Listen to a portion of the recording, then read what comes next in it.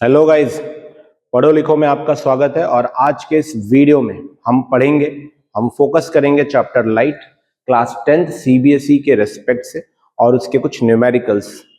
Starting में basic में मैं ये आशा करता हूं कि आप इसका कुछ बेसिक जानते हैं।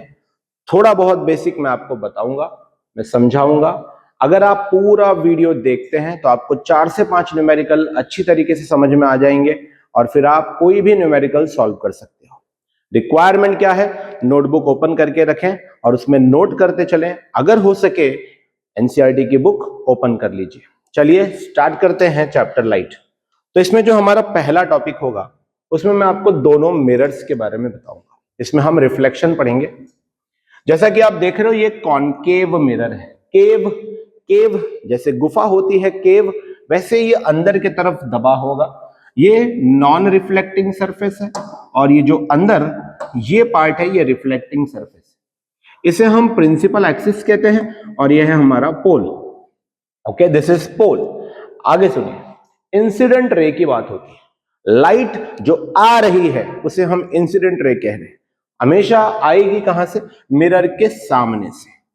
तो अगर ये इंसिडेंट रे है तो मेरा आपसे सवाल है, क्या ये इंसिडेंट रे इस प्रिंसिपल एक्सिस को पैरेलल है? जी हां, पैरेलल है। तो यहां टकराने के बाद, क्योंकि ये मिरर है, टमाटरों ध्यान से सुनना, क्योंकि ये मिरर है तो ये प्रिंसिपल ये जो है इंसिडेंट रे को अंदर की तरफ बेंड करेगी, कन्वर्ज करेगी। ये होता है रिफ्लेक्शन। ये लाइट रिफ्लेक्ट हो गई, ये reflected ray, incident ray, reflected ray. और जिस पॉइंट पे वो प्रिंसिपल एक्सिस को कट करेगा उसे आप फोकस कहते हैं। ये बात जरूर याद रखें। So this is focus, right. अब मैं यहां इस मिरर में देखता हूं कि इसका फोकस कैसे बनता है। इसे आप देखिए, ये ऐसे था, अंदर की तरफ मुड़ा हुआ था, ये बाहर की तरफ मुड़ा हुआ है। रिफ्लेक्शन ये भी करेगा दोस्तों, रिफ्लेक्शन ये भी करेगा।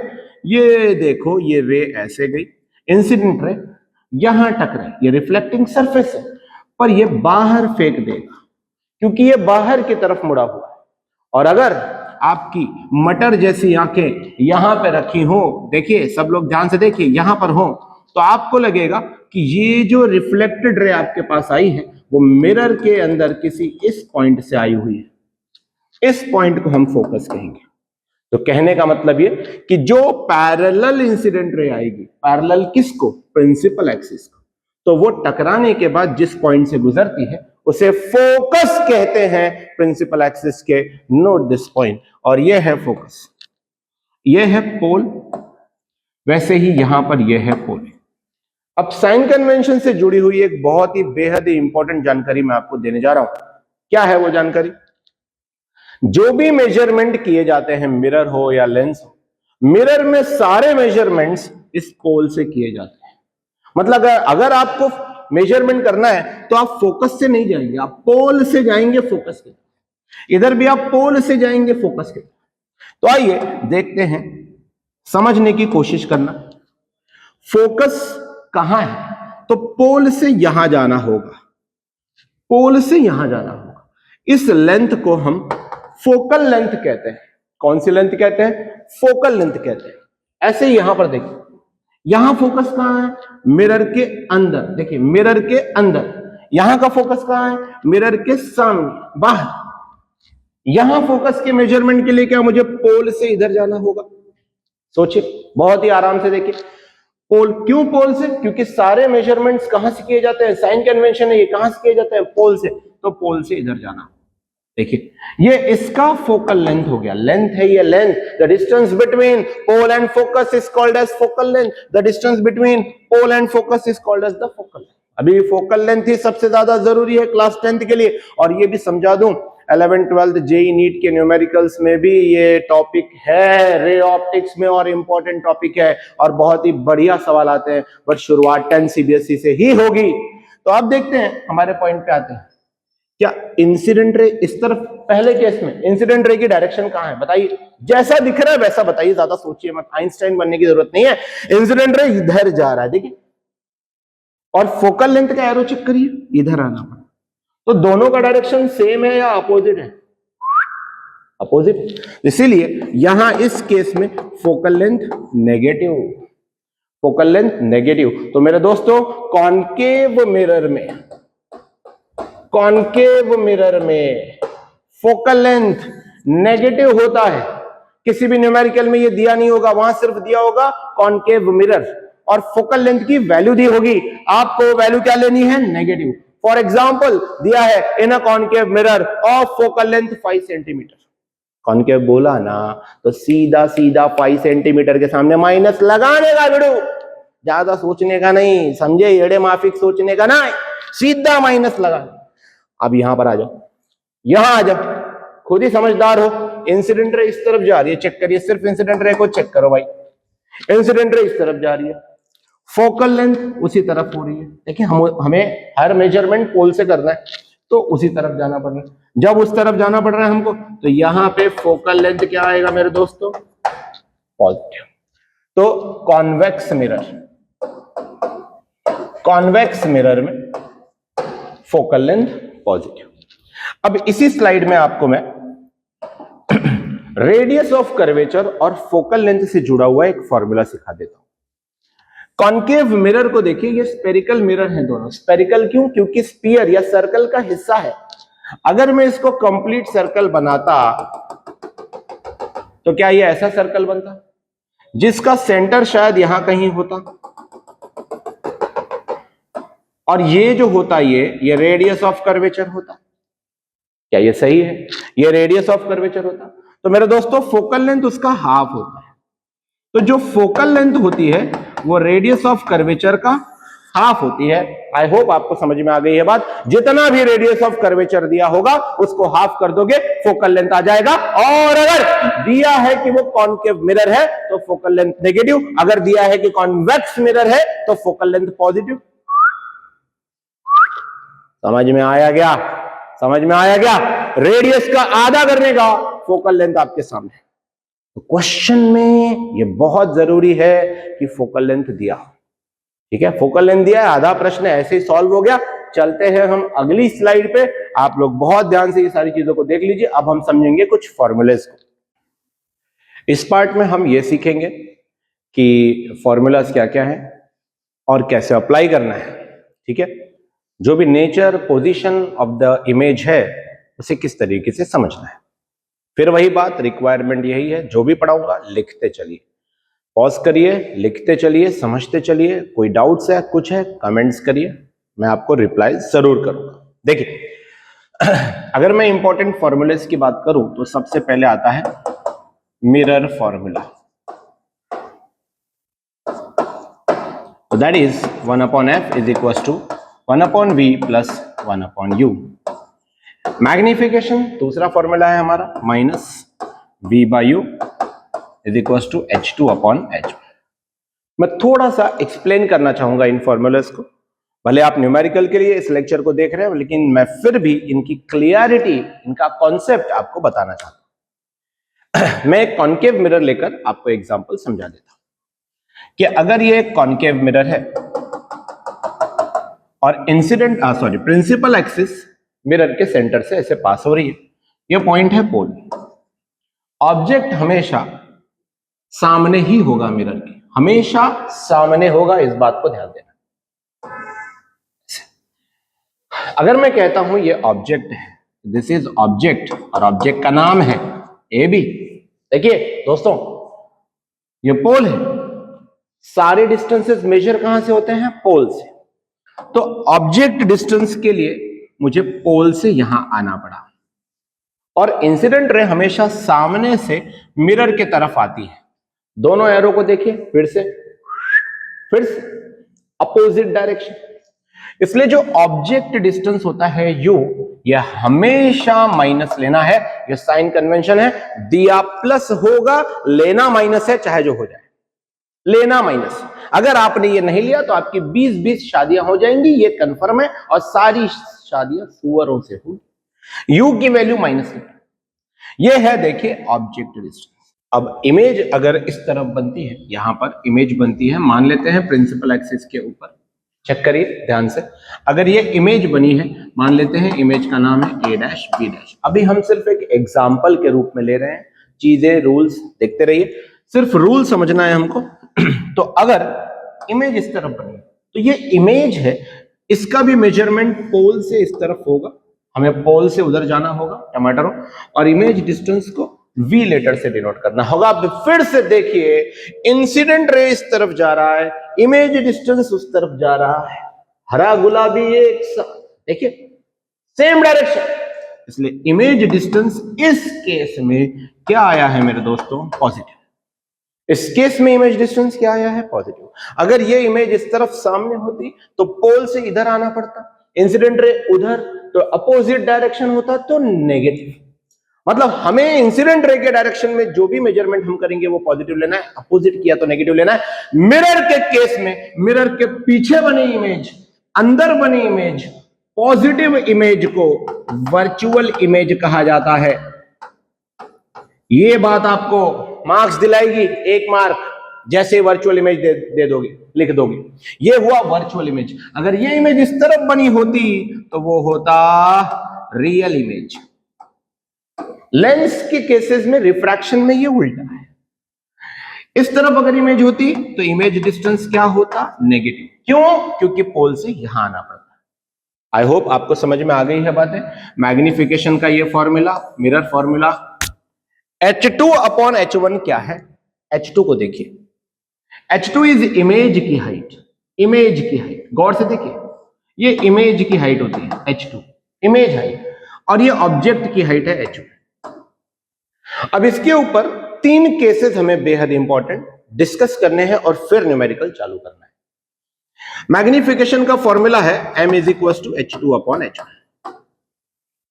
अगर दोनों वैल्यू सेम होती, एक न्यूमेरिकल के रूप से सोचिए कि अगर दोनों वैल्यू सेम होती है, H2 और H1 सेम होता तो कैंसिल हो जाता है, आंसर कितना आता? 1। मतलब जब भी आपको दिया होगा किसी न्यूमेरिकल में कि मैग्निफिकेशन 1 है, इसका मतलब अर्थात वासुदेव ही विष्णु है, अर्थात H2 और H1 सेम है, इमेज हाइट और ऑब्जेक्ट हाइट सेम है। याद रखेंगे आप। अगर इमेज की हाइट बड़ी आई, इमेज की हाइट बड़ी आई, मतलब अगर H2 is greater than H1 है, तो आप लिखेंगे मैग्नीफाइड, आप लिखेंगे मैग्नीफाइड।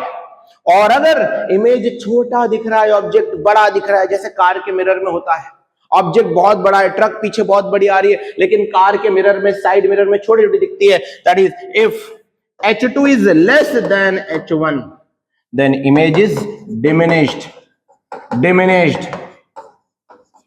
बिल्कुल ऐसे याद रखिए कि जब आप पेपर सॉल्व करने जाएंगे ना भाइयों बहनों और जो भी हो, तो आपको ये बातें मेरी याद आनी चाहिए।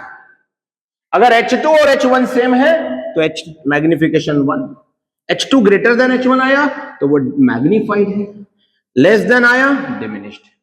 तो आइए आप लोगों के सपोर्ट से न्यूमेरिकल स्टार्ट करते हैं। यहां तक अगर देखा है तो पहले अगर कुछ भी नहीं पढ़ा है तो भी न्यूमेरिकल समझा दूंगा, गारंटी है। बोल भोलेनाथ की जय। आगे चालू कर रहा हूं, गौर से देखो, न्यूमेरिकल नंबर 1।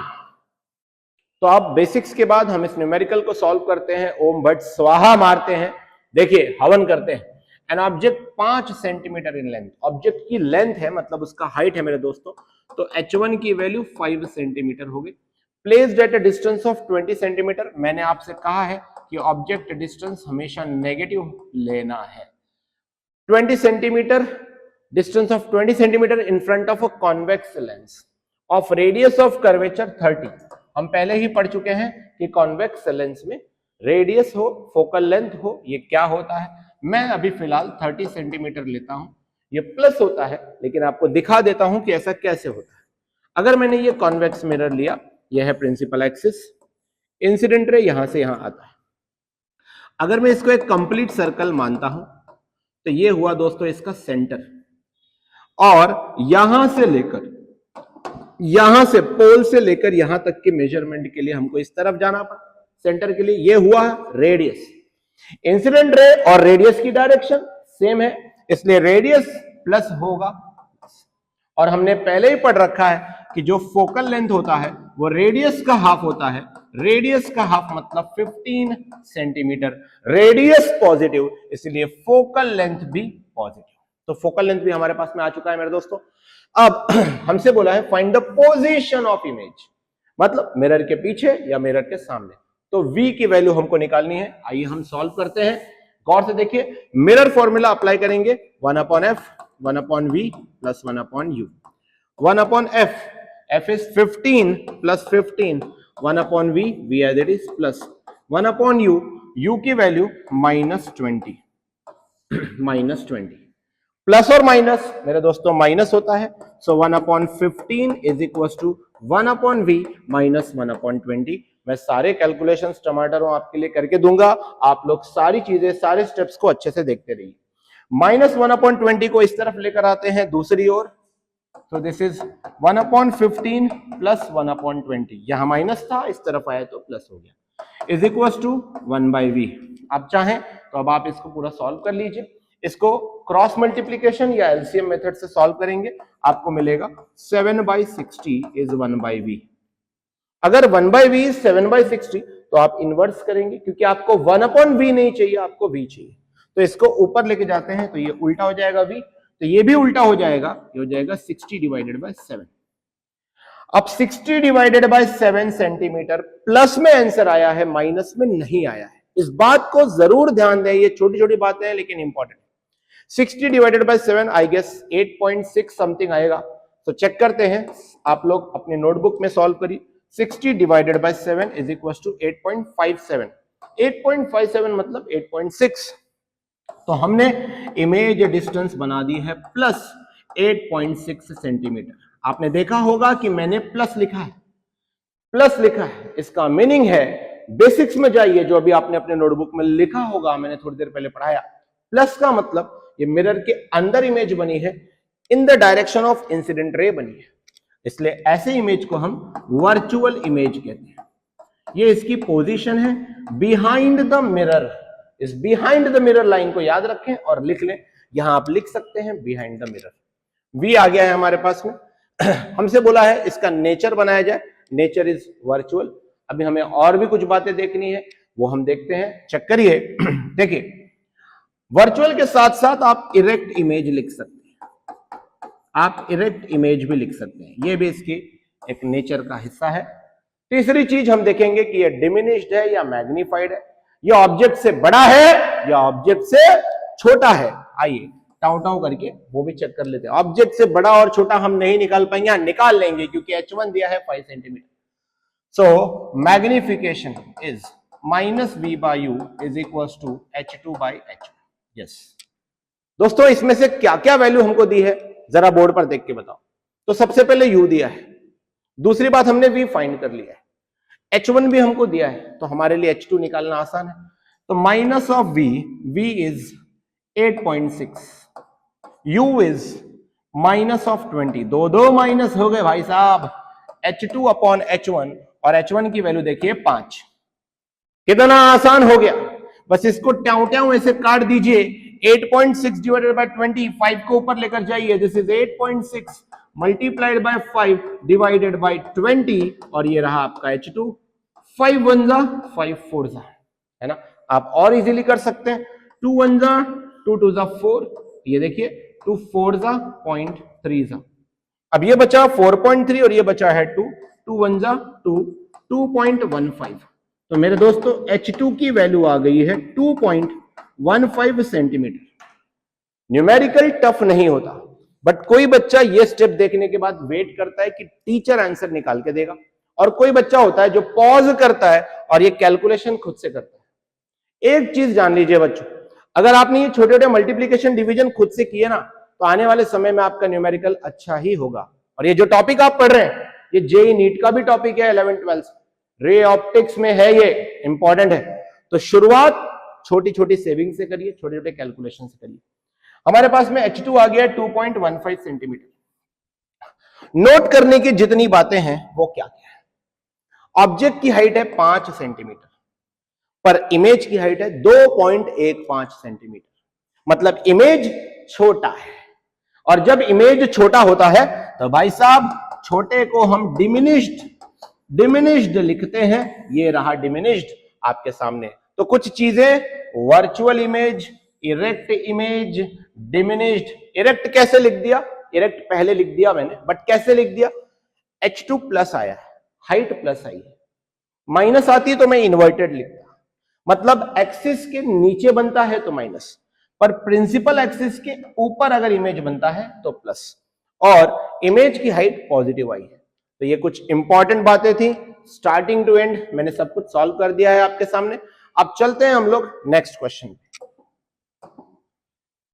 ये देखिए इस बेस पे जो अभी हमने सीखा, इस बेस पे आप लोग इस क्वेश्चन को जरूर सॉल्व करें जो आपके सामने है। इसको आप सॉल्व करेंगे तो आपकी एक प्रैक्टिस हो जाएगी। आइए मैं आपके लिए सॉल्व कर देता हूं। An object is placed at a distance of 10 centimetre. तो ऑब्जेक्ट डिस्टेंस है 10 सेंटीमीटर। फिर वही बात, माइनस जरूर लगाना है, माइनस नहीं लगाओगे तो 20-20 शादियां होंगी सुअरों के साथ। From a convex mirror of focal length 15 centimetre, focal length 15 centimetre. पिछले सवाल में भी कॉन्वेक्स मिरर था, तब मैंने आपको समझाया कि उसका फोकल लेंथ पॉजिटिव क्यों आया। तो इसका भी जो फोकल लेंथ है वो आप पॉजिटिव ले सकते हैं, उसी डेफिनेशन से, उसी एक्सप्लेनेशन से। पोजीशन बताना है, नेचर ऑफ इमेज बताना है, कोई बड़ी बात नहीं है। 1 upon focal length is 1 upon V plus 1 upon U, 1 upon 15। आप लोग अपना पॉज करो स्क्रीन और सॉल्व करना स्टार्ट करो। 1 upon V plus 1 upon minus 10 plus minus minus 1 upon V minus 1 upon 10 is 1 upon 15। Minus 1 upon 10 उठाइए, इधर लेकर आ जाइए। 1 upon 15 plus 1 upon 10 is 1 upon V. तो अब आपको बस इसका क्रॉस मल्टीप्लीकेशन करना है और आपको आंसर निकालना है। 10 वन जा 15 वन जा, तो ये हो जाएगा 25 अपॉन 150 और this is 1 by V. Calculation करिए, 1 जा करिए, 6 जा करिए, तो this is 1 by 6 is equal to 1 by V. हमें 1 बाय वी नहीं चाहिए, हमें वी चाहिए। तो अगर आप वी निकालते हैं तो ये 1 बाय 6 का 6 हो जाएगा मेरे दोस्तों, टमाटरों, और ये 6 आ गया। आंसर माइनस है या प्लस है, फिर से वही बात, प्लस है। तो कॉन्वेक्स मिरर के दो न्यूमेरिकल सॉल्व करने में हमको ये बात तो समझ में आ गई है कि जो इमेज डिस्टेंस है वो पॉजिटिव ही आएगा, और पॉजिटिव आने का अर्थ हो गया बिहाइंड द मिरर। जरूर लिखना बिहाइंड द मिरर, मैं नहीं लिख रहा हूं, आप जरूर लिखना बिहाइंड द मिरर, और ये होता है वर्चुअल इमेज। अगर आप नहीं लिखोगे तो मैंने आपको बता दिया है आपकी कितनी शादियां होंगी, और वो भी किसके साथ, वर्चुअल इमेज। नेक्स्ट आगे बढ़े। आगे बढ़ने में हमसे बोले नेचर पूछा है, नेचर में इरेक्ट इन्वर्टेड, यही हमें होता है भाई। अगर ऊपर बना है इमेज तो इरेक्ट, इसमें आपको H2 की वैल्यू प्लस आएगी, नीचे बनी है तो H2 की वैल्यू माइनस आएगी। हम मिरर पढ़ रहे हैं, हमें प्लस ही मिलने वाला है यहाँ कॉन्वेक्स मिरर में। आइए चेक करते हैं, आगे बढ़ते हैं। तो वर्चुअल मिल गया, V पता चल चुका है, U पता चल चुका है। अब हम मैग्निफिकेशन निकाल लें। Magnification is minus V by you, minus of V, V is 6 and U is minus 10। So minus 10, देखिए मैंने माइनस तो लिखा माइनस ऑफ V का, पर U में फिर से माइनस लिखा है। इस बात को नोट करें, एग्जाम में ये गलती आप कर जाते हैं, यही गलती की वजह से वो टीचर जो है, हाँ समझ में आ गई बात, ओके।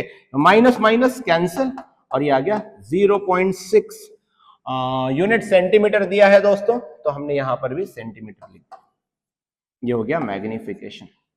तो इसमें जो बात समझ में आई, नेचर के बारे में आप क्या लिख सकते हो, नेचर के बारे में आप पहले तो लिख सकते हो वर्चुअल, वर्चुअल इमेज, क्योंकि मिरर के पीछे बना है।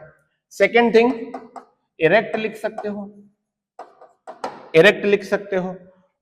और तीसरी बात है मैग्निफिकेशन 0.6 सेंटीमीटर आने से क्या साबित होता है, 0.6 मतलब 1 से छोटा। थियरी में मैंने पहले समझाया, 1 से छोटा मतलब ऑब्जेक्ट बड़ा होगा और इमेज छोटा होगा।